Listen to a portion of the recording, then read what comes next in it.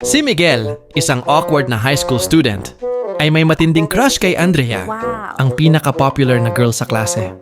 Habang tinititigan ni Miguel si Andrea sa loob ng classroom, biglang napansin niyang may butas ang pantalon niya sa harapan. Nagpapanik si Miguel, kaya tinakpan niya ito ng bag habang dahan-dahang lumalabas ng classroom. Si Carla, ang best friend ni Miguel, ay natatawa lang habang pinapanood siyang magpaka-weird. Habang naglalakad sa hallway, biglang dumaan si Andrea at ngumiti kay Miguel. Sa sobrang kaba, napangiti rin si Miguel, pero hindi niya napansin ang poste sa harap niya. Si Andrea nag-aalala. Okay ka lang? Si Miguel, pilit na nagpapaka-cool habang nanginginig sa sakit. Oh, ganyan talaga ako maglakad? Nagmamadaling tumakbo si Miguel palayo, diretso sa basurahan. Nakita ni Andrea ang buong eksena at natawa. Si Carla naman, hindi na makahinga sa kakatawa.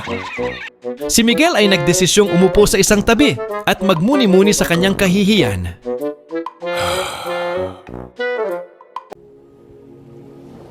Lumapit si Carla at tinapik siya sa balikat.